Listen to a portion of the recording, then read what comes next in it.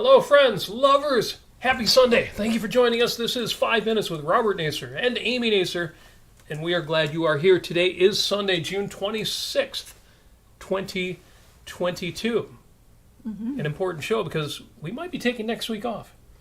We might. We are going to be on the road. We're going to see how that goes. We will let you know. So you might have to listen twice as hard today just to get your minimum daily requirement of 5 minutes. And we're going to jump right into the show. We're going to make this a quick one. Don't we always say that? We're going to make this show 5 minutes long. And here we go, because today is Sunday, June 26, 2022, the 177th day of this, your best year yet, 2022. My gosh, what a year it has been. 188 days left to make it so. 177, 188. We're getting closer and closer to that halfway point. Now, I need to refresh my screens here because chat is not coming up in one window here, and I've got to see the chat. My favorite part of the show, as you know. There we go. Yay. Good. We have 182 days until Christmas, 127 days until Halloween. We don't care about any of that, and the reason is we're in the middle of summer. What do you mean we're in the middle of summer? We're only like 4 days in. We're trying to pretend that we live in Florida right now. But here's the thing. Autumn. Yes. 88 days. You have 88 days until the fall. Now, this is the northern hemisphere. Ooh. The southern hemisphere, they're like, what are you talking about? It's wintertime. But for those of us in this part of the world, which is 90% of our listeners, though we love you folks down under, autumn in 88 days. Now, I mention that because, and the reason things are a little bit frenetic, a little frantic today, is that we went to a birthday party. Happy birthday, Lauren. You're the best. And it was an outdoor party, so it was a summertime party.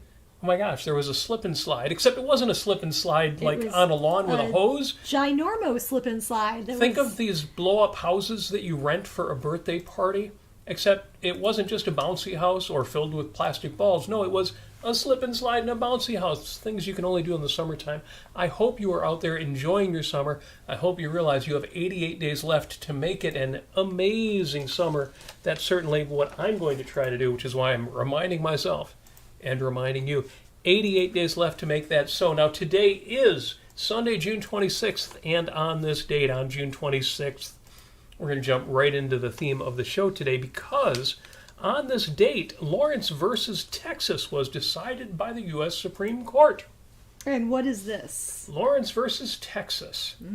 On 26 June 2003, this is only 19 years ago, the U.S. Supreme Court strikes down Texas's sodomy laws, along with similar laws in 13 other states. The decision in Lawrence versus Texas is a landmark one, reaffirming the existence of... Now you've got to get this. Listen carefully. Reaffirming the existence of a right to privacy, unquote, that is not enumerated in the Constitution, and effectively legalizing same-sex sexual activity in the United States. Now, why would laws against sodomy, this is biblical, Sodom and Gomorrah and whatever they were doing that made Yahweh so unhappy at the time, what's that got to do with whether there can be same-sex sexual activity? So we go to the Wikipedia article on sodomy, or buggery, for those of you in the UK. Is that like to bugger off, as they say? It's exactly what to bugger off means. It's funny, we say that in America and we laugh, but in England, they say it a lot too, but it's profane. That is profanity. The same way that we would say, well, I won't say because we don't swear on this show, unless you're a UK listener. Sodomy is generally, sorry if the kids are listening, but they've got this in grade school now anyway. Sodomy is generally anal or oral sex between people, but may also mean any non-procreative sexual activity. So perhaps masturbation as well. Perhaps. Now we're making a chain. We're drawing a picture here. We're like Amy's art sessions that we do. We're making a piece of art because this all ties together. Yeah. Originally, the term sodomy, which is derived from the story of Sodom and Gomorrah in the book of Genesis, was commonly restricted to anal sex, but sodomy laws in many countries criminalize this behavior, and in the Western world, many of these laws have been overturned or are routinely not enforced, a person who practices sodomy is sometimes referred to as a sodomite. Now, the older people listening are like, yeah, I knew all that. The younger people are like, what are you even talking about? Right. Did this actually, did this even exist? What people are thinking that these forms of sex are actually somehow bad? They were shocking, appalling, and so much so that they were made against the law. So, listen up, that was against the law. Real quick, back to the top. 2003, 19 years ago, not even 20 years ago, Lawrence versus Texas is decided. The Supreme Court strikes down the Texas sodomy laws, along with similar laws in 13 other states, reaffirming the existence of a right to privacy, which is not enumerated in the Constitution, and effectively legalizing same-sex sexual activity. That point, reaffirming the existence of a right to privacy that is not enumerated in the Constitution. What does that sound like to you? Well, one more. On this same date, June 26th, and just in 2015, this is only 7 years ago today, 7 years ago, same-sex marriage is made legal nationwide by Obergefell versus Hodges. June 26, 2015 marks a major milestone for civil rights in the United States as the Supreme Court announces its decision in Obergefell versus Hodges. By one vote, the court rules that same-sex marriage cannot be banned in the United States, and that all same-sex marriages must be recognized nationwide, finally granting same-sex couples equal rights to heterosexual couples under the law. Now, I don't know if you're like me. You probably are. In fact, you're probably exactly like me in that you're thinking, oh, that was only 7 years ago? It was so controversial at the time. I remember having this discussion with people and playing devil's advocate because it seemed like both sides had merits. And now 7 years later, the idea that we encounter two women who describe each other as spouses, or two men who say, yeah, we are married, is no longer shocking. In fact, it seems obvious that that is something that homosexual people can do. Of course. But going back to Lawrence versus Texas, that they reaffirmed the existence of a right to privacy not enumerated in the Constitution is exactly the logic that was applied this week. Exactly the reason why we repealed Roe versus Wade. And those two decisions on this date, June 26th, again, just 19 and 7 years ago today. And so when people tell you, oh, well, they're just throwing it back to the states, and don't worry, none of those other things are going to be affected. And yet the logic that was applied is exactly the same. Well, cause for concern, but we're still talking about on this date because it's also National Fatherless Children Day. Now, I know a few folks who grew up without fathers. In fact, I know one of them quite intimately. Yeah. And I grew up mostly without a father. Yeah. Eventually I had a stepfather, but I wish I hadn't. Mm-hmm. And for those of us in that position, yeah, okay, let's have a date. And obviously it's not for me, it's not for Amy, it's not for any of you who didn't have a father or who had difficult fathers, but for the folks who are still young out there. Because having some resources for folks like that, I think, is important. I've given advice on the show because this topic has come up before. Heck, last week was just Father's Day. And some of us, because we didn't have those role models, had to find our own, and that's one of the big pieces of advice I offer. When you encounter children, or if you are a child who does not have a father, not having role models, that's dangerous stuff. Mm-hmm. And it's sad stuff. And my advice is you've got to find your role models wherever you can. So among your friends, among your family, among your teachers or other mentors, among other adults that you know socially. But especially in my case, it was really more from art. Yep, movies. Mm-hmm. A lot from movies. You know, you'd see a film with Fred Astaire and Ginger Rogers and say, I want to be more like that. I don't want to be exactly like that, but I want pieces of that.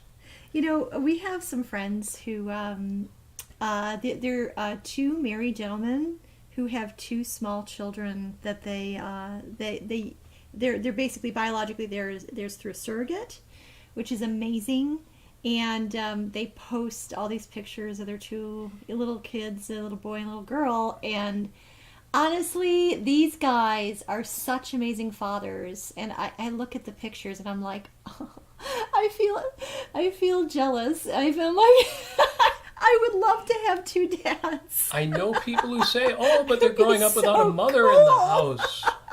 And I know women doing this, and they're growing up without a father in the house. Yeah, Imagine. I look at these families, and I'm so I wish I had that functional, that loving a family. Oh my when gosh. I was growing up. They have such a lovely family, and they have the best times. And Totes it's just, jelly. They're all so intelligent.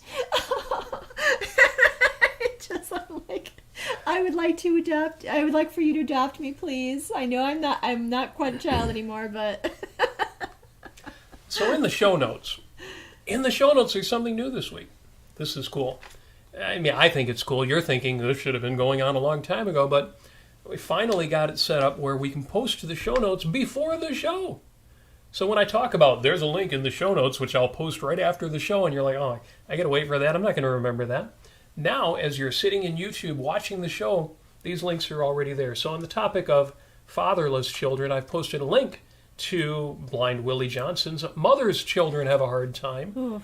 Because in the old Blind Willie Johnson, the original version of Motherless Children, his version, Mother's Children Have a Hard Time, the second line in the song is Fatherless Children Have a Hard Time. And I like that. I respect that Blind Willie Johnson included that in the song, even though most of the song is about how hard it is to be an orphan, how hard it is to be a motherless child. And it's funny because when I grew up, I'd never heard of Blind Willie Johnson. Me neither. I had never heard the Delta Blues until I got a little bit older. What I heard was Eric Clapton's version of that same song, the updated version, Motherless Children, which, if you know that song, it's funny because it's a happy song. Yeah. And it's the same sad theme. It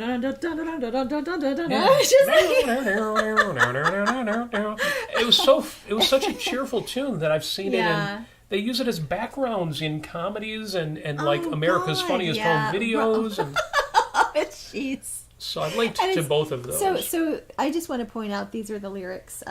Motherless children have a hard time. Motherless children have a hard time. Mother's dead. They'll not have anywhere to go, wandering round from door to door, having a hard time. Nobody on earth can take a mother's place when mother is dead, Lord. Nobody on earth can take mother's place. When you were starting, pave the way. Nobody treats you like mother will. When your wife or husband may be good to you, when mother is dead, they'll be good to you. But better than nothing has proved untrue. So he's accentuating the fact that mothers are very important to children's lives. Yes. And if they die, if something happens to them, for instance, if they become imprisoned because they've tried to have an abortion, because they can't take care of their other 1, 2, or 3 children, because they can't afford it, or they don't survive a difficult childbirth. Yeah, they don't survive or they don't survive a back alley abortion, for instance, and you have motherless children and fatherless children. The current events and everything, it's gotten me really very, very sad. It's been a challenging week for a lot of folks, and we are on that list of folks. Yes. So, it's been of course it's been cathartic to talk about this, and we're not going to get deeply into it today because that's not what this show is about, and also because we did a show yesterday.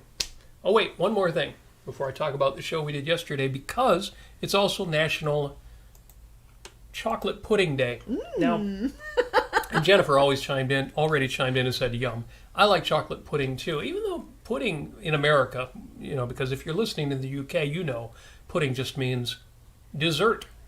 Just like meat just means dinner, the meal. But here in America, chocolate pudding is, I don't know, do they have a word for that in the UK? Whatever they would call that gelatinous, it's not Jello, but it's like a dairy Jello. It's it does have, I think, aspic in it, so it is Jello.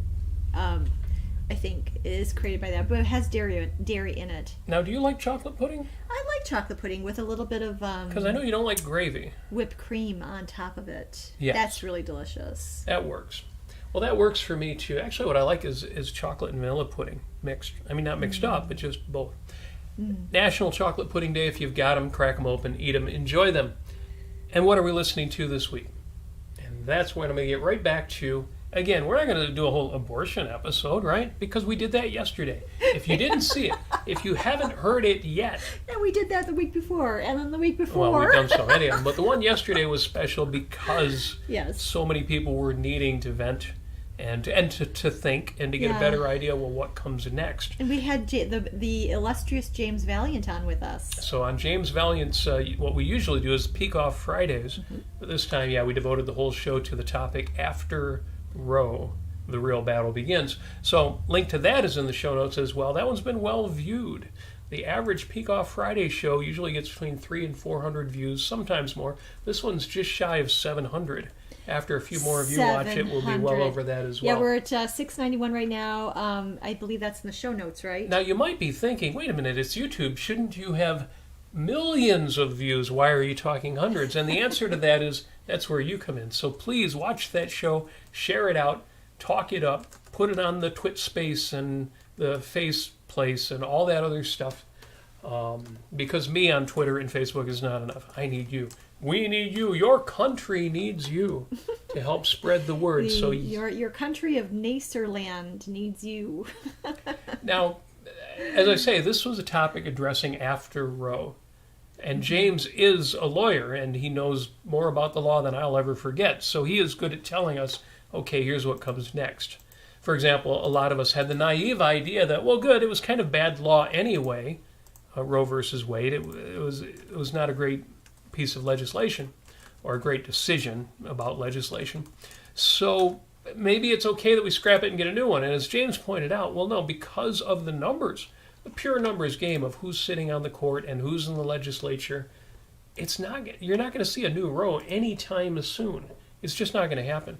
We don't have the means to pass that kind of constitutional amendment again anytime soon. So the real battle will be at the state level.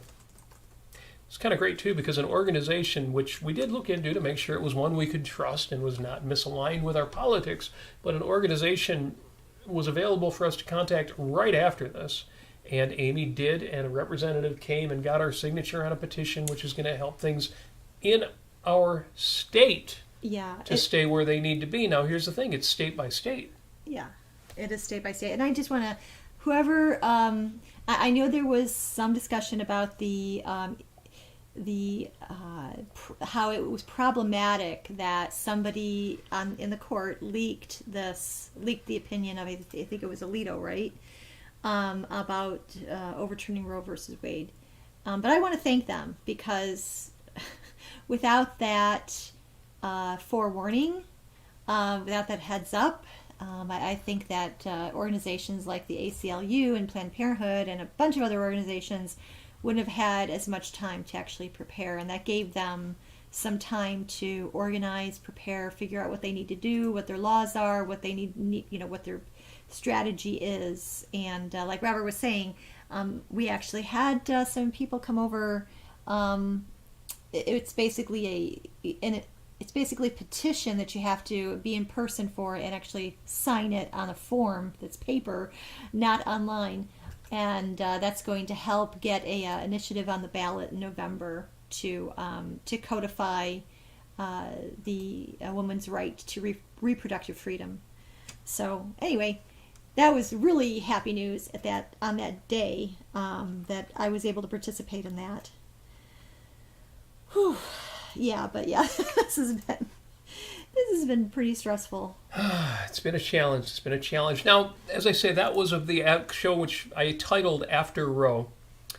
If you want the show that really gets into the meat and potatoes, where you're like, Yeah, but what do you guys think about this whole issue? Yeah. That really, we've done a few, but I would say our episode called Ends, Means, Sex, and Roe versus Wade, that was probably the show to listen to. That was really good because that tied in. You'll notice that. You'll notice something about people's arguments who are anti-abortion. They often kind of you kind of peel away the onion skin, and oftentimes what's in the middle of that is an anti-sex view, an anti your life is your own view, an anti-individualist view, anti-reason view, and oftentimes it is kind of predicated by religion. Oftentimes it is, but sometimes it isn't even. People have this idea that there is a mind-body dichotomy and that sex is dirty. Women who enjoy sex are sluts. Men who enjoy sex are just men. And, and there's more, there's more to it than that, but you'll see this very interesting pattern, this anti-sex disposition. It's amazing that it comes up, and again, without getting into the whole argument, well, I won't even get into the whole argument. You should listen to that show if you want to. Again, but I also think that it's probably in the show notes, but it was a Friday Peikoff with James Valliant, with the three of us talking about abortion, about Leonard Peikoff's essay on abortion. That's a really excellent discussion. Very good as well. And I also have a link to the Yaron Brook episode in which he interviews Ben Bayer. Ben Bayer is I feel like he's a real kindred of ours because he focuses on some of the same things that Amy and I focus on that very few other people do. And that really gets us into the point that I want to make today and why I titled the show Standing on Sacred Ground. Mm-hmm. It's interesting, I posted that show title online. As I say, everything's posted ahead of time now. You can find out well before the show what the links are.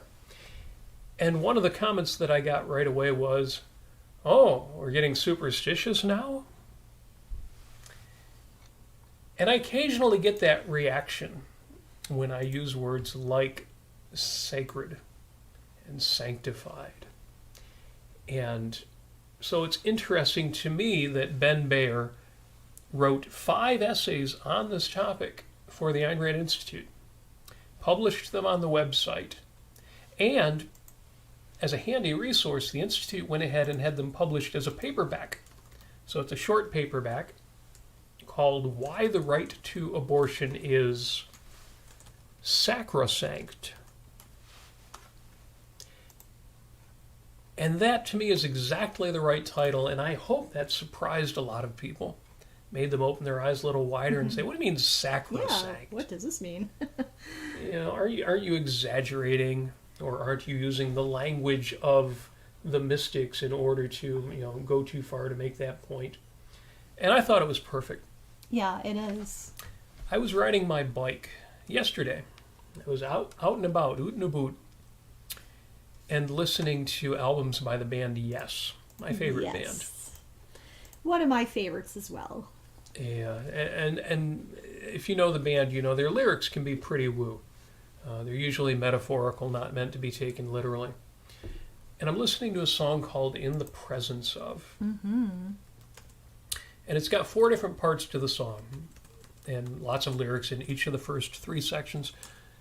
And the 4th section of the song, which is several minutes long, but it just repeats the 2 lines, and the second of the 2 lines it repeats is, "Turn around and remember that now you're standing tall, standing on sacred ground." Yep. I thought, why would you sing that you're to somebody else? Why would you sing you are standing on sacred ground without saying in advance you're in a particular location or you're doing a particular thing at a particular time? And yet it all made perfect sense to me. Because right now, wherever you're at, wherever you're listening to this show, whatever you're doing, whoever you're with, wherever you are sitting or standing right now is sacred ground. This is where you are. This moment and what you are doing is the most important thing happening on earth. And greater things are happening, and greater things will happen to you, and you will do greater things. But you really are the center of it all. Your life is, if anything is sacred, you are sacred. You know, we shared the advice that many people have given. The most recent one was Jordan Peterson. Treat yourself like somebody you're responsible for helping. Or be as good to yourself as you would be to a child you're responsible for, or an adult you're responsible for, anybody that you care about. We all too often treat other people better than we treat ourselves. The point has been made, and I think it's true, that we will go farther for another person than we will ever go for ourselves. I know people who live alone, or people who don't live alone. You know, even this happens with Amy and I because we work pretty independently, where it can be hard to be your own boss. Those of you who've been working from home know this. Without somebody standing over your shoulder, and I don't mean hounding you and nagging you, but just a second set of eyes. But there's nobody whose opinion is more important than yours, because you're living it. There's nobody whose mind is more important than yours, because that is your resource. And there's nobody whose values are more important than yours, because that's what you're living. This moment, right now, you in this place, wherever you're at, this is sacred ground. And that's something that somebody like Ben Bayer understands when he talks about the right to abortion is sacrosanct.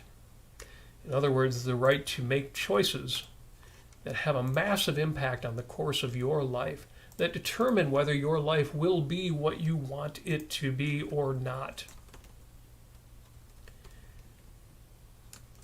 You are standing on sacred ground. And whether what you're doing is enjoying a good meal, or holding the hand of somebody you care about, or watching a video podcast of people you find amusing or interesting or inspiring, whatever it is you're doing, it is your life, it is your very finite time, it matters. And in every discussion that we have about, for example, the ruling that was passed this week, that needs to be kept in mind. I had written earlier, as soon as any so-called pro-life advocate makes an abstinence-based argument, well, if you don't want to have to take a pregnancy to term, you shouldn't have sex. You should have kept your knees together. Should have used birth control, as if birth control never fails. As soon as any so-called pro-life advocate makes an abstinence-based argument, you know the discussion will be both intellectually fruitless and spiritually disgusting. The idea that because one knows sexual activity can lead to pregnancy, one should be compelled to carry a pregnancy to term. This is worse than a non sequitur. It's a non sequitur because seeking a safe abortion is taking responsibility for a pregnancy. But this denies that sex, that romance, that pleasure, that life is an end in itself. So small wonder that such people can imagine a world full of irresponsible hippies copulating indiscriminately, casually using abortion as birth control, and demanding it at public expense to boot. As for the virtuous, the romantic, the passionate, the valuers, those who love their partners, their careers, their futures, their lives, such people are, to those who advocate sacrifice for the sake of a week-old zygote, incomprehensible.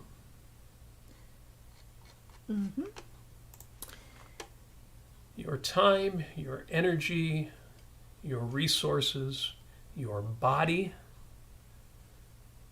these are sacred things. They are finite, they are limited, you have only so much of them, Any day that you waste is one more that you've lost.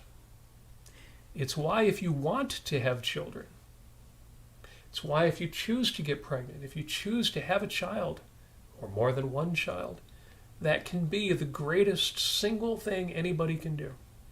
Creating another person. And it's exactly why, and exactly to that degree,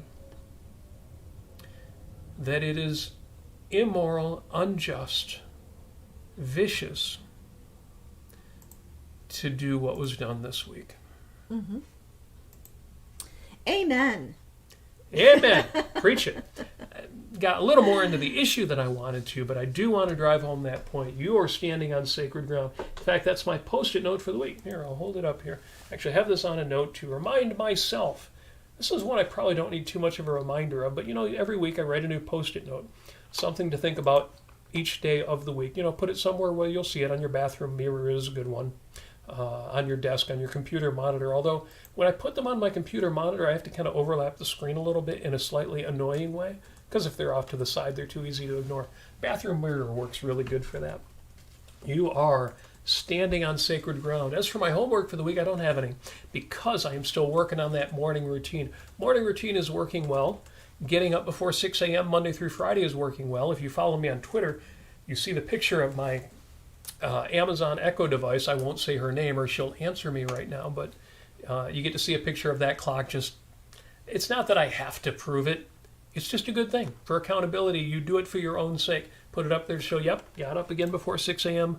this morning and just started my morning routine. So that is my homework for the week. Continue the morning routine, especially because we will be traveling next week, starting this coming Thursday.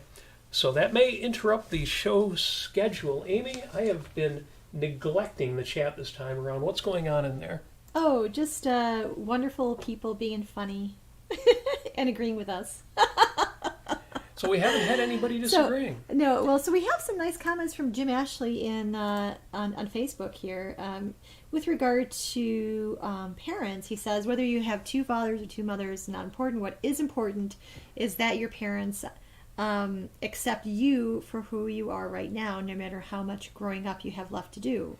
Very good. So many parents on this planet try to steer their children toward how those parents want them to be and live. That is very sad and sometimes tragic, possibly leading to suicide.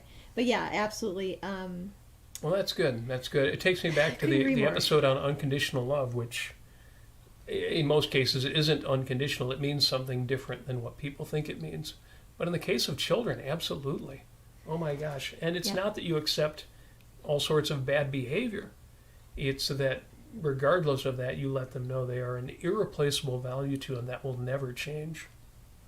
Yeah, Jim also has, he's standing on sacred ground, meaning that is reverence for oneself. That's a good point. Yeah. And it goes back to the Nietzsche quote, that the noble soul has reverence for itself. You'll find that information in the 25th anniversary forward by Ayn Rand for the 25th anniversary of the Fountainhead. That's true. That introduction to the 25th anniversary edition of the Fountainhead is practically a philosophical essay by itself. I think it is probably my most favorite nonfiction writing Ayn Rand has ever done. Her introduction to that book. Yeah, it's the best. I can see that. Jim also says there's the Thought Police in 1984, and then there's the Happiness Police today, the pro-life religious right today. Now, of course, there is the Happiness Police on the left as well, who don't want us to use fossil fuels or have guns or have money or be successful or wealthy. No. Yeah, because all of that is evil. It's still. Now, I see on Facebook that the art goddess, Linda Cordair, is with us live. She's been traveling so much lately that she usually misses the show live. So it's good to see Linda in the house. If anybody in the world hasn't been to cordair.com, CORDAIR.com, what is wrong with you? No, I'm kidding, but that's where you need to be. Thank you, Linda. Linda. Okay, so Linda and Quint Cordair are two of the most lovely people ever. And they're also two of the most heroic people. They're extremely heroic. How does that come up for an art gallery? Well, read their COVID story. We've linked to it before, and we will again. But either way, Cordair.com. So it's one of those situations where, you think about a business. You think about these great people run this great business, and, I may not have any room on my walls for any art right now. But, go there and get something from them, or say hello to them, or drop them a line, give them a note of encouragement or something like that, just as an act of justice. Well, and their website, even if you're not buying art today, is like a museum. It's like going to an art gallery, except that a lot of times you go to an art gallery and you find a few things you like. Imagine going to an art gallery where everything is, well, it sounds hyperbolic. Right. It's not. Go to Cordair.com and you'll know exactly what I'm talking about. It's one of these things where it's kind of an exultant, what we were talking about Yaron Brook and his idea of exalted moments. Exalted moments. You can have an exalted moment. Say you want something from their gallery that you're not able to afford right now. You can actually join their club. I think it's called Club Cordair or something along those lines, but it's basically Club Cordair. You invest in you put some money into that account that you set up with them, and eventually that grows, and you keep putting that money in there, and you're going to have enough to get what you want, what you need spiritually for your home or your business or any place else that you want to put lovely art in. And it's a wonderful feeling to support these wonderful artists who do this, who are productive artists, who are representational, extremely talented. They've spent years perfecting their craft, and that is something definitely to be part of. However you want to be part of, buy a calendar from Cordair.com, whatever it is you can do. Yeah, they have calendars. If you're not ready to spend hundreds or thousands of dollars, just buy the gallery calendar every year. Or buy a whole bunch and give them out as Christmas gifts. It is. That's great idea. Another way. So also in the chat here, Bonnie says, will those laws come back now? And the point is that's the whole point of dropping Roe, is that in a lot of states the laws will come back to whatever the state laws were. And a lot of states had already been preparing stricter laws. So that if Roe... So each state is going to have to fight their fight. Again, here in Michigan, in Motown, it's looking good. We're probably going to be safe in that regard. Things should not become substantially more onerous. In some states, it's going to be practically outlawed altogether, so it's state by state. Everybody's going to have to do their own work. Stephen Katz, on a whole different subject, but I have to mention it because it's going to save me from having to type it later, says, I just saw Other People's Money. Wasn't that amazing? Or maybe I'm reading it wrong, and he says, I just saw Other People's Money, and it wasn't that amazing. No, I think he really liked it. It's one of Yaron Brook's favorite films. I think he said it's his favorite film about finance. And I've mentioned it before on the show, and he asked me earlier on Facebook, which is why I mentioned it, where did you talk about this or where did you write about this? And the answer is I searched and I can't find it. So I probably just talked about it here on the show. And it's stirring the pot. It's just going to get me in trouble, I'm sure. But I didn't care for it. It had its moments. Yeah. I did like the message about finance, and Yaron is right about that. But it wasn't, for me, enough to compensate for the negatives in the film. I didn't like the main character. I didn't find him virtuous. The way that he lived his personal life I thought was contemptible. He was right about money. He was right about the way finance works, but I absolutely do prefer the film Pretty Woman, which I suspect Yaron would be very much against for its stand on finance. Because in that film, just like in Other People's Money, the plot involves a finance guy breaking up old companies that are no longer as productive as they should be. You break them up and you make them more productive, and you make the shareholders more money, and that's a good thing, and I'm all for that too. The difference is that in Other People's Money, again, the hero wasn't a hero at all, other than being right about the finance aspect. The way that he treated his personal relationships was just bizarre, borderline contemptible, even though I think it was supposed to be amusing. I just didn't like it. Not my thing. Yeah. If you liked it, again, there were things about it I understand why people would like it. I understand why Yaron likes it.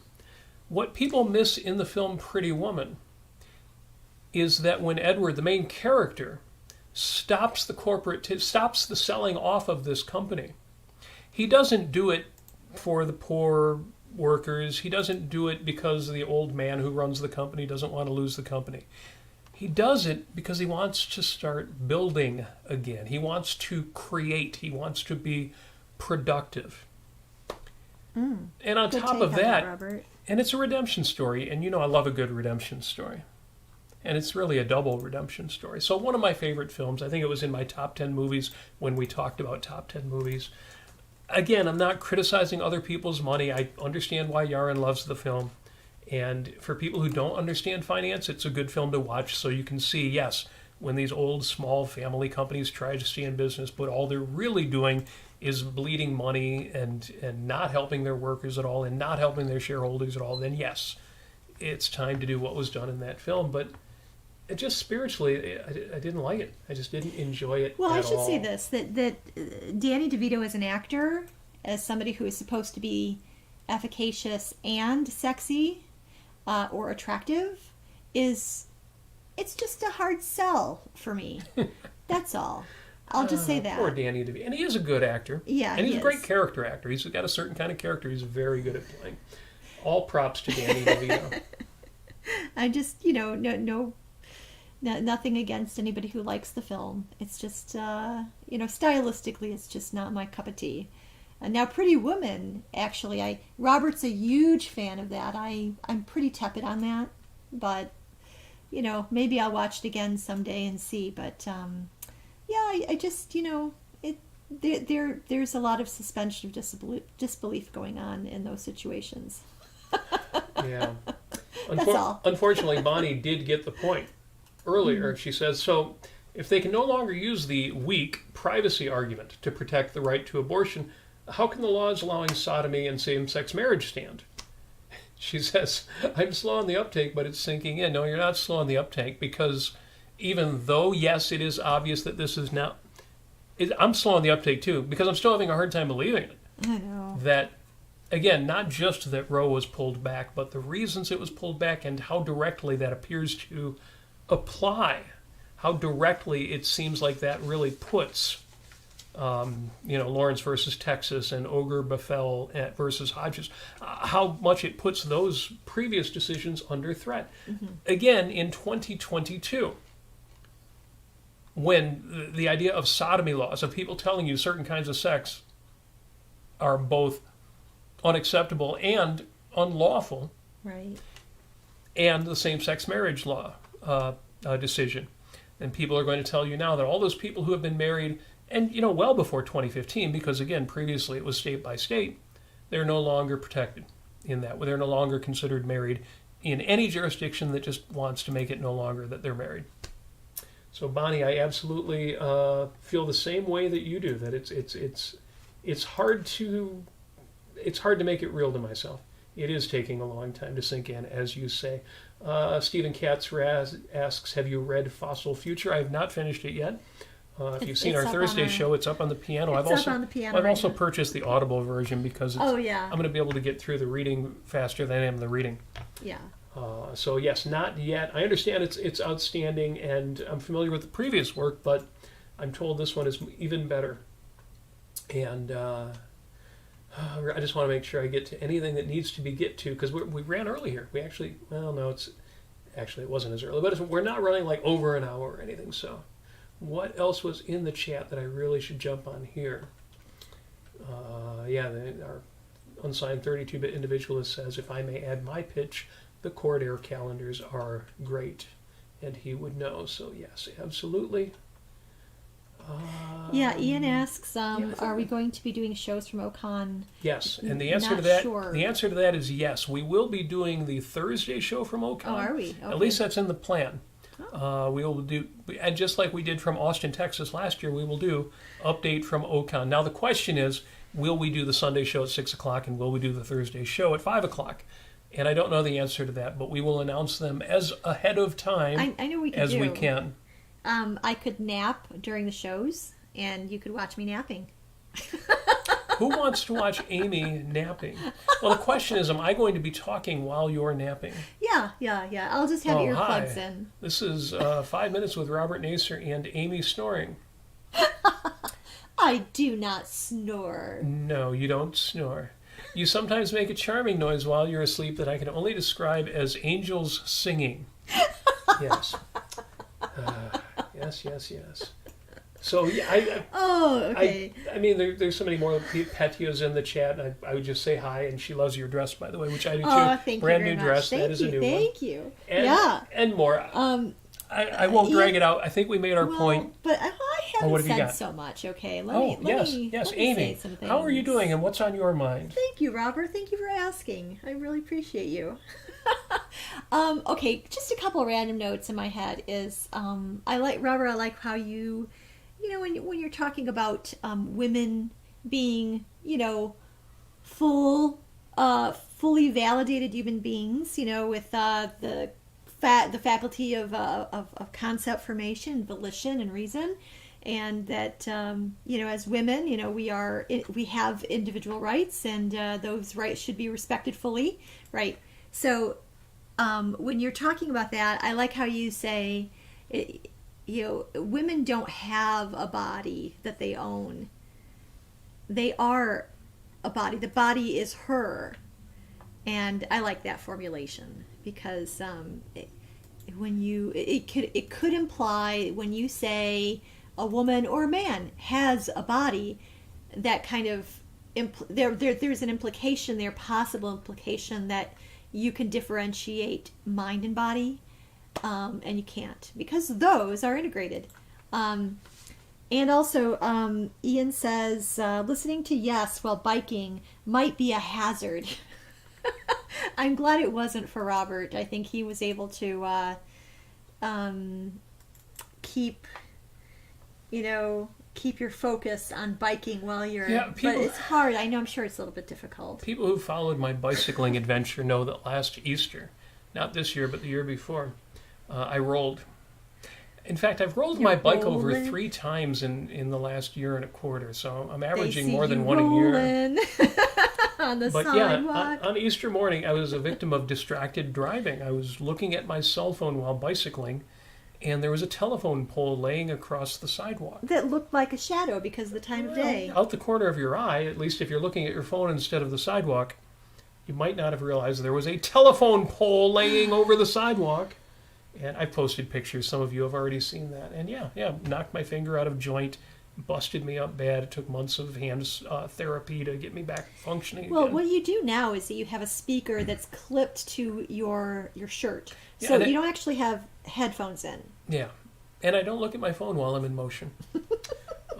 In fact, there was on the Harry Binswanger's HBL, he weekly does a meeting of the minds, a Zoom call, where he has discussions about anything that Harry wants to talk about. He talks a lot about objectivism. He talks a lot about the objectivist movement. He has some sessions where he talks about, now I forget the name of it, but he talks about gadgets, technology, little things that he's found, little miraculous bits of, especially inexpensive things that make life easier. And I was tempted to get on there today and offer one. It was their third session of this. I have a little clip-on speaker by Nox Gear, Noxgear. It was ridiculously expensive. Even with the big discount that they offer you the first time in, it was still like $70 for this little tiny speaker. But it's great. It works great. It sounds okay, which is fine for voice and podcasts. It's not terrible for music, but it's a tiny little thing.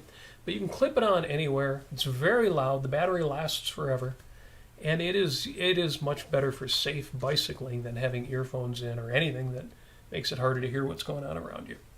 So, yeah. And Ian has a question about, so we're going to Ocon in Washington, D.C. next week. And yes, there will be karaoke. We will be bringing gear for karaoke. Anu Sapala, the organizer for Ocon, understands this is what we're doing. We've done this before. And it's sort of like, we're sort of like, karaoke commandos. And we just go in and we claim a space and we just do it. And this year, though, I guess there's some sort of community room or something. Hopefully it's not going to be too out of the way or too annoying to do karaoke in. So hopefully it'll be okay. Hopefully. We will see. We will know better when we get there. When we got to Austin, it turned out the hotel was part of a college campus. And we knew it was going to be on the college campus, but it was directly connected to one of the buildings in the college. And that meant we could throw karaoke right in the hallway of this otherwise empty building at night. They're not running classes. I don't know if we're going to have that in Washington, D.C. I'm not sure what the spaces are going to be like, if there's going to be a room or an area where we can be loud at night. But we'll see. Either way, we will have the equipment with us and we will do our damnedest, and we'll be damned for it. So, yeah, we'll see how that goes. Right. Either way, we will be sharing that information, announcing it online, all that good stuff. And Jim has a question, which I'm answering with a question because I'm not entirely sure. We were talking about, I guess, Pretty Woman. And he says, the very fact that Ralph Bellamy says we're going to build great big ships together in Pretty Woman shows that the film is not anti-capitalist. That's right. And then he says, Robert, do you remember him saying that? Yes. And it's funny because it's a scene where Edward leaves the room and leaves the Bellamy character, I forget his name, to make that announcement. What's going on? What just happened here? We're going to be building great big ships together. It's inspiring. It's exciting. Again, it's not about saving the little guy and letting the corporation go to hell so that the workers aren't affected. Any of that stuff, which was part of what happened in Other People's Money. No, this was about a guy rediscovering his passion for production, for creation, for making things happen, and also values in his own life, because he was now realizing that he can have mature romantic relationships, which he hadn't had before as well. And, the irony of how that happened is the whole plot of the film. You know who's in the chat on YouTube is Mike Nibel. Oh, excellent. Isn't that amazing? It is good to see you in the chat, Mike. Good to hear you. Good to read you. Yeah. Hope you're doing well, by the way. And also, I want to give a shout out to Linda and just give her a hug. I'm sending you hugs right now. I hope you're feeling them. You feel me squeezing you? Oh, my goodness. Oh, I didn't mean to cut your ear off. Okay. There's a hug. That goes to Linda Cordair. Excellent. Yeah. Best line in Pretty Woman is the final line of the film. Not of the guy in the street who goes on chattering after that, but Julia Roberts' final line in the film. One of my favorite lines in any movie. And I won't quote it here. I won't give the spoiler. Besides, it's hard for me to even say it without getting choked up. Great line.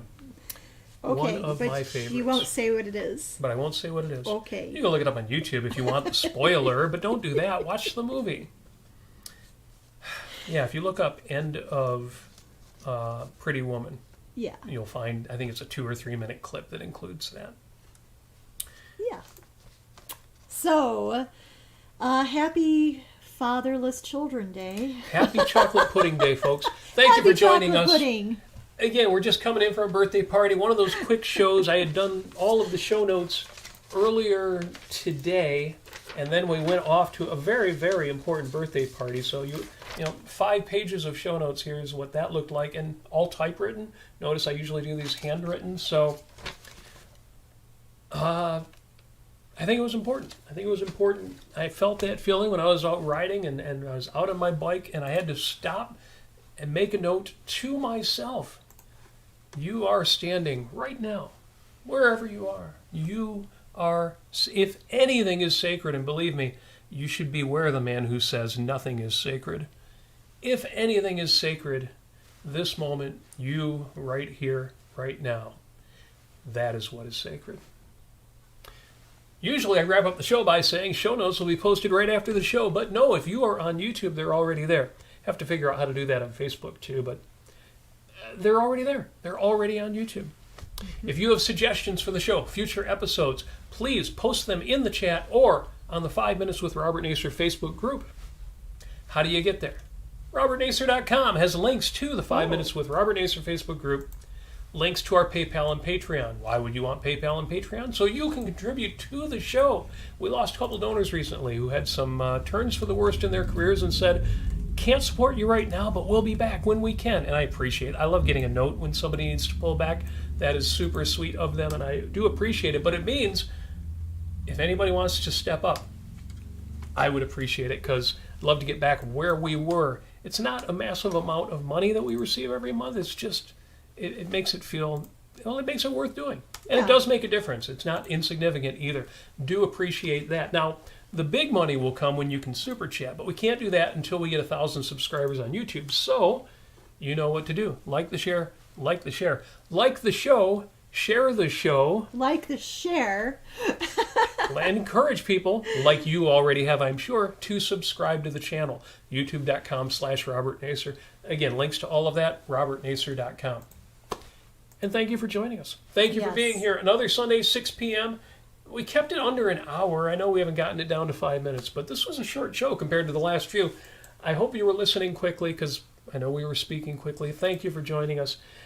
I don't know if we'll see you next Sunday at 6 o'clock. We will let you know on the internets and through the mail system. Oh, one more. I did publish a new Substack entry. So substack.com.